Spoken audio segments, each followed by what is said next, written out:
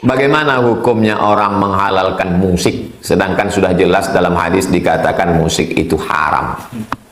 Mana hadis yang mengatakan musik haram? Tunjukkan sama saya.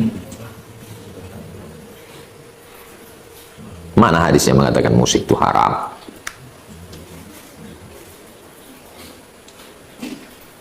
Jelas nih hadisnya. Hadisnya mana? Tuliskan. Makanya tak bisa mengambil hukum dari satu hadis. Metode yang dipakai itu namanya metode maudhu'i. Tentukan satu tema, kumpulkan ayat, kumpulkan hadis, lihat ijma', pakai qiyas. 4 yang disepakati. Quran, hadis, ijma', qiyas. 4 ini sepakat. Yang 6 lagi tak sepakat. Saddu zara'i, qaulu sahabi, syar'u man qablana, istihsan, istishab, urf. 10 dasar pengambilan dalam Islam. Bukan dari satu hadis. Tak bisa kalau diambil dari satu hadis. Nanti kalau antum mengambil hukum dari satu hadis, antum bingung sendiri. Saya mau kasih contoh orang mengambil hukum dari satu hadis. Innal mayyita la yu'adzabu bibukai ahlihi. Mayat diazab karena keluarganya nangis. Oh mak, kenapa kau meninggal mak? Mayat diazab karena keluarganya nangis. Itu kalau antum pahami hadis itu error antum. Yang meninggal siapa? Suaminya. Yang menangis bininya. Kenapa pula abang itu diazab, bininya menangis? Udahlah dia mati, diazab pula lagi. Bininya pun menangis karena harta warisan itu tak banyak. Makanya tak bisa mengambil hukum dari satu hadis. Tema yang dipakai adalah tematik. Kumpulkan semua ayat hadis. Hadis ini batal dengan ayat wala taziru waziratun wizra ukhra. Orang tidak memikul dosa orang lain. Yang menangis kan bininya. Kenapa pula lakinya diazab? Apakah dosa bini bisa dipikul suami? Mana bisa? Jadi memahami hadis itu pahami secara utuh. Jadi ceritanya begini dulu.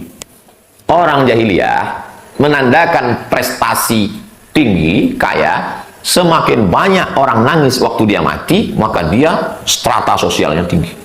Kalau yang nangis 2 orang, itu kelas bawah. Tapi kalau yang nangis rame, hebat. Maka dibuatlah namanya grup nangis.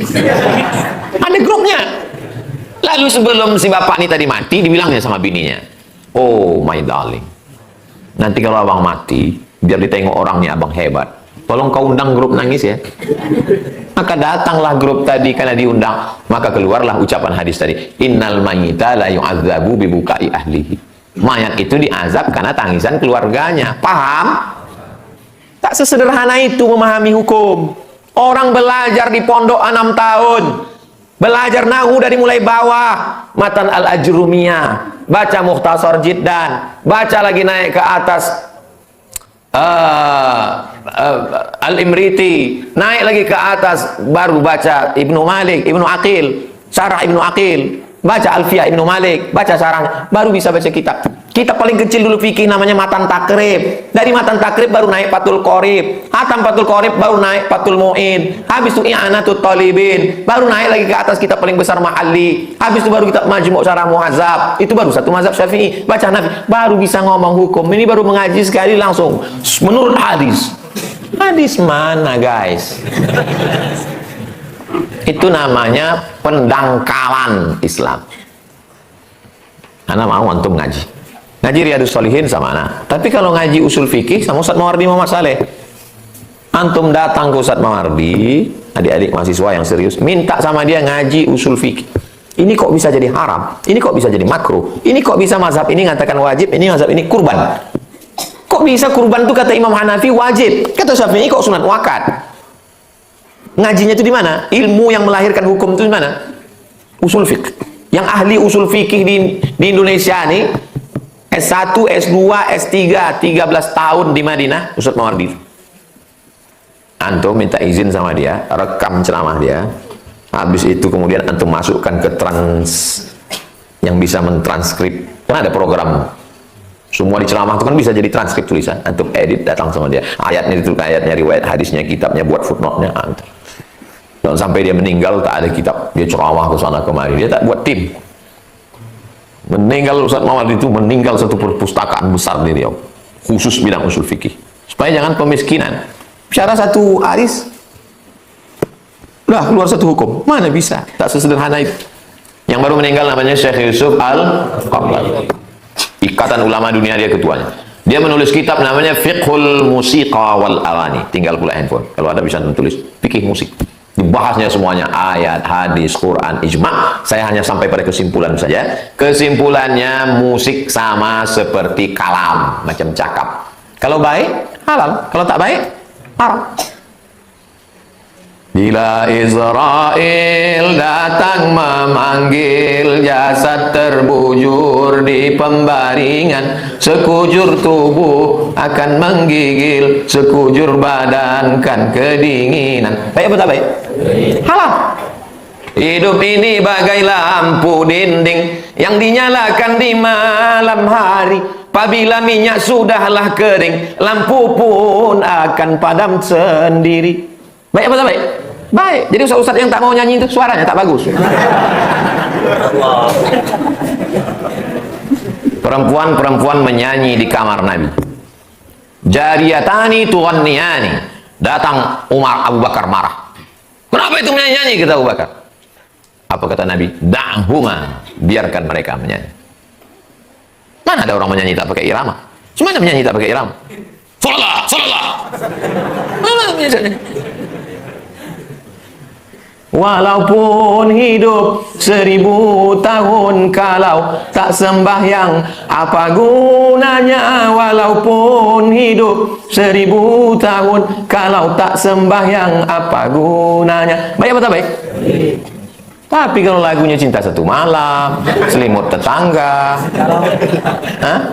Kucing Garong, Terlalu Sulit,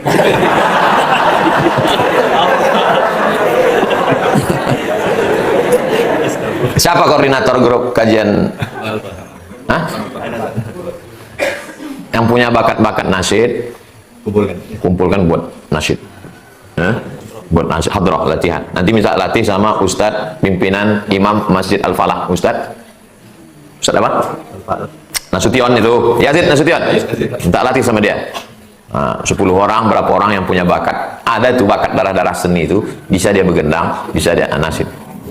Maulaya salli wa sallim daiman abada ala habibika khairil khalqi kullihim. Satu lagu. Lagu kedua, Allahumma salli ala sayyidina Muhammad wa asghili zalimin bizalimin. Lagu ketiga, salatullah salamullah. Lagu keempat, macam-macam lagu.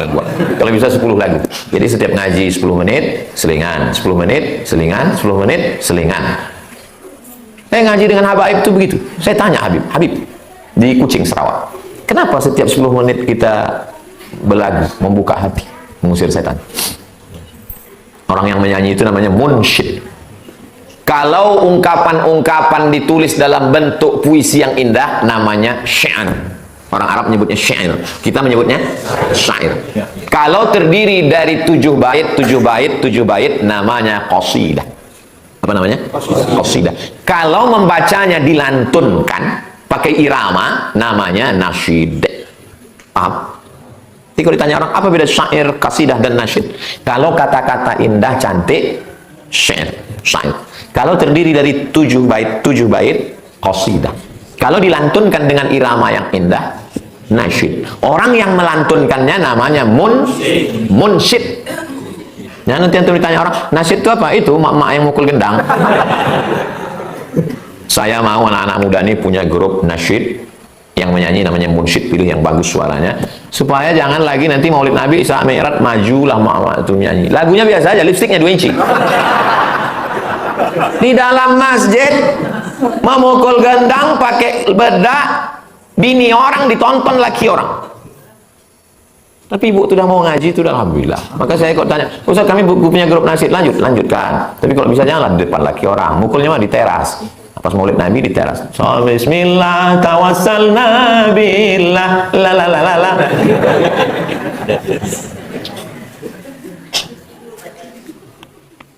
Nah, itu tentang musik tadi.